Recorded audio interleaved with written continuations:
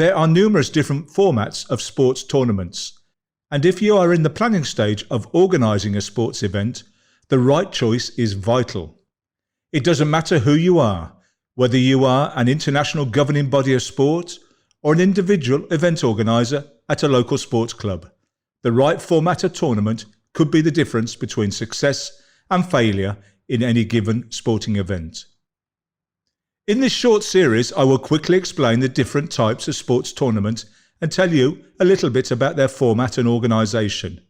I will also include the pros and cons of the format and any practical tips I have learned from having organised many sports events. So let's get started with one of sports classics. It's the knockout.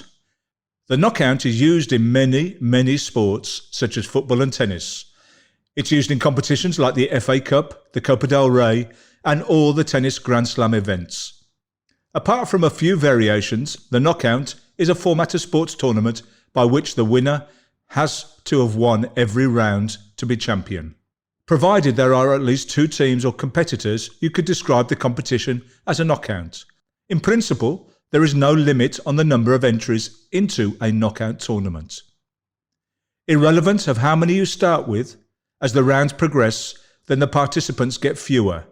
Each round should see the field dropping by a half as they are knocked out. The later rounds in the knockout tournament have names, such as the final, which is contested by the last two entries remaining in the competition. Those entrants won their respective semi-finals. Before the semis are the last 8 or quarter-finals. Before the quarter-finals, rounds are often used to describe the number of teams left in the tournament, such as the round of 16, the round of 32, the round of 64, etc. There is a geometric sequence to these numbers since there is a common ratio between each term. In this case, multiplying the previous term in the sequence by 2 gives the next term. In other words, look at this formula. You definitely do not need to know all this though. Just double the number in the sequence and you will be just fine. You might see lots of different looking knockouts, but a little study of them will reveal the principle is just the same for all of them, irrelevant how they look and their size. So let's look at a knockout tournament in a hypothetical situation. Here we have a round of 16. Each entry will play their first match and the winners will progress to the right. The losers are knocked out and heading down the road, wishing the competition was a different format and they had more matches to play. What a shame. So anyway, player A beats H in the round of 16, then beats E in the quarterfinals or the last 8. In the semi-final, player A beats player F and then meets G in the final. Of course, there was always going to be the fairy tale ending and player A wins the knockout competition. Each round will see the winners progress and the losers go home. The final will determine the overall winner, and sometimes you might find the tournament have the losing semi-finalists play off for third place. So in this case it will be player F against B. The knockout is an excellent tournament because it is exciting and the drama of elimination adds to the excitement. When organising, you have to be conscious of the amount of games that are played in the early stages of these competitions, and I have played in rounds of 128. That means there are 64 matches in the first round alone.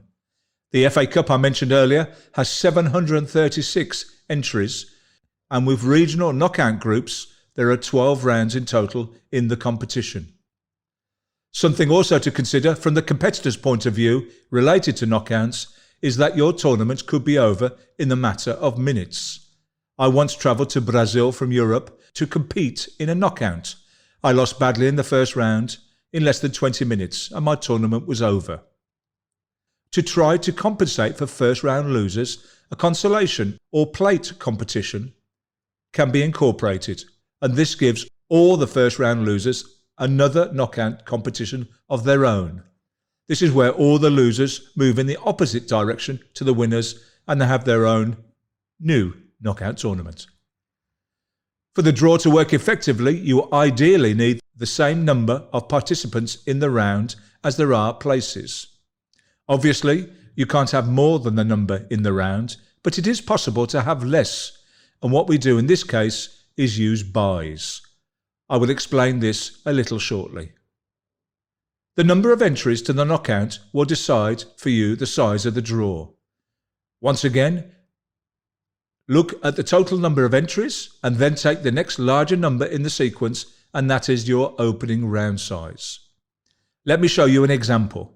Let's say I have 27 entries. Then I need the knockout to have 32 in the opening round. If I had 53, then the first round would have to be a round of 64. Often the entrants are randomly entered into the first round of the draw. Some competitions that are very large have the better teams enter at the latter stages.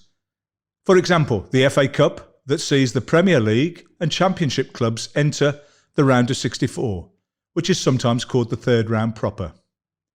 Also, in the knockout tournament, the use of seeds is often used. The term seed comes from when knockouts were first used, and the best teams or players were planted into certain areas of the draw in order for them to avoid each other in the opening rounds. The seeding prevents the better entries meeting each other in the earlier rounds and having one of those entries knocked out early on. Here is an example of the Wimbledon seeding system. If all the players win according to their rank and there are no upsets, then the top two players will meet in the final. This happens less than you imagine. Once again, the beauty of the knockout tournament and all of its uncertainties.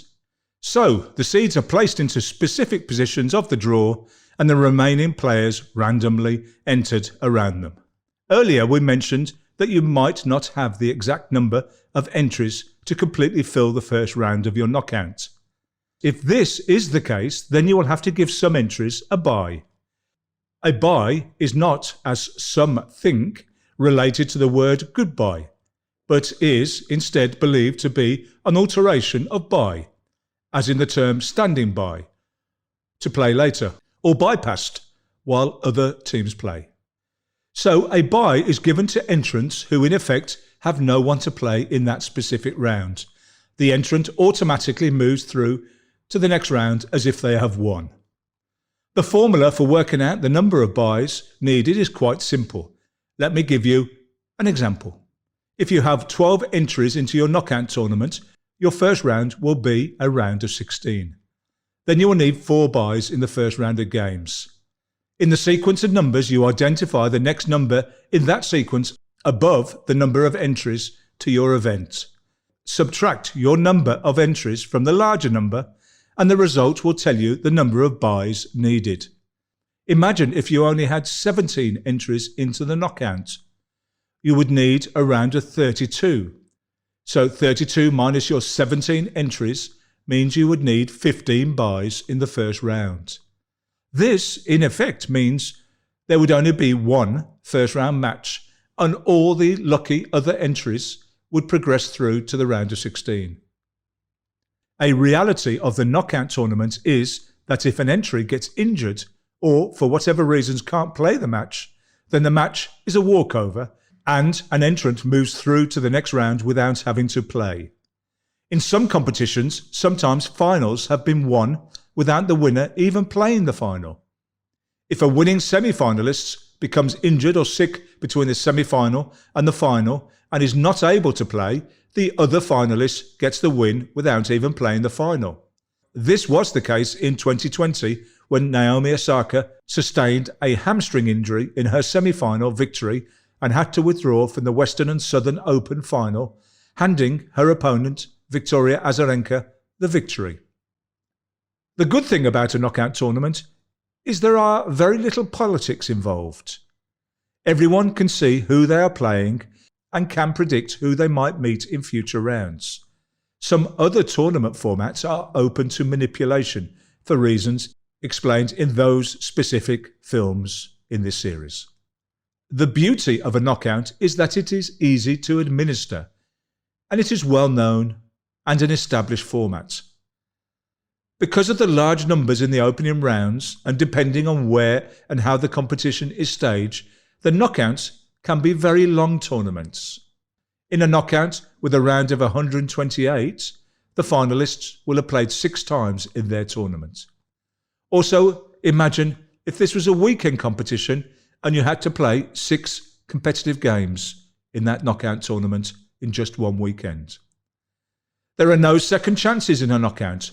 Other formats of tournament give a safety net for a subpar performance. Not in the straight knockout though.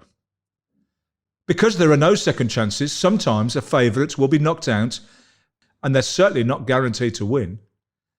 There are many tournaments that use a knockout as part of their competition. The Champions League, for example, has group stages and then a knockout for the last 16 qualified teams. Some leagues have a playoff system at the end of their season. This is often in a knockout style format. So now I hope you know just a little bit more or a lot more about knockout tournaments. Check out all my other films about competition formats and also other sports related content. Let me know your thoughts on anything related in the comments below. And as ever, it really helps the channel if you could subscribe and like this film. If you want the best book about sports facts, check out Chlordane, Interested in Sport, for thousands of the best sports facts and jokes.